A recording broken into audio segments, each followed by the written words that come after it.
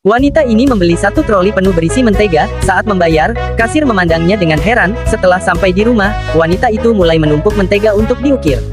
Di kota ini biasa diadakan lomba mengukir mentega setiap tahunnya. Ukiran peserta pertama langsung rusak sudutnya hanya dengan satu potongan. Peserta kedua adalah seorang gadis yang memotong mentega menjadi dua dengan tali, tapi jatuh karena tenaganya kurang.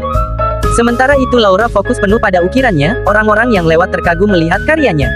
Ia menaruh jam pasir di dekatnya dan perlahan mengukir detail ukirannya. Ia membuat sebuah cangkir indah, lalu merapikan lipatan pada pakaian patung itu.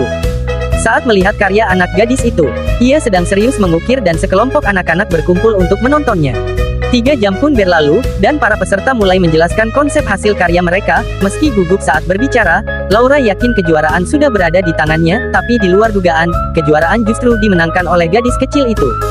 Laura marah dan langsung merencanakan sesuatu. Keesokan harinya, orang tua gadis itu dipanggil panitia ke kantor, lalu datang seorang pria yang mengatakan karya gadis itu telah dibayar dan dikerjakan oleh orang lain. Itu adalah bagian dari rencana licik Laura. Laura kemudian mengusulkan untuk mengulang perlombaan. Tak disangka gadis itu langsung setuju tanpa ragu. Babak final lomba ukir mentega pun dimulai. Dan gadis itu sudah sampai di lokasi. Begitu peluit dibunyikan, mereka sama-sama bergegas masuk ruang penyimpanan dingin dan mulai mengukir. Gadis itu membuka kotaknya dan mengeluarkan pisau besar. Laura terkejut. Gadis itu dengan mudah memotong mentega dengan pisau besar. Laura memakai sarung tangan dan fokus mengukir, tapi ia terlalu gugup, sampai tanpa sengaja menghancurkan salah satu sudutnya. Sementara gadis itu tetap tenang mengukir, penonton mulai berdatangan, keduanya menuntaskan hingga akhir. Perlombaan pun selesai. Gadis itu memahat sosok anak yang tidur di pangkuan ibunya. Karya itu sebagai penghormatan untuk ibunya, sedangkan Laura mengukir reka adegan pembunuhan Presiden Kennedy. Pembawa acara mengatakan bahwa hasil akan diumumkan 2 hari lagi, tapi malamnya, Laura diam-diam masuk ke lokasi dan merusak ukiran gadis itu.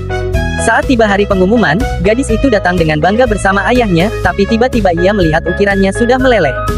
Saat Laura sudah merasa menang, juri justru berkata bahwa wajah yang meleleh itu melambangkan hangatnya kasih ibu. Akhirnya gadis itu kembali memenangkan kejuaraan. Laura sangat kecewa. Gadis itu lalu mendekat dan memeluknya. Dari sini kita belajar bahwa harus mengalahkan lawan dengan adil dan jujur. Jika kamu bertemu lawan seperti Laura, langkah apa yang akan kamu ambil?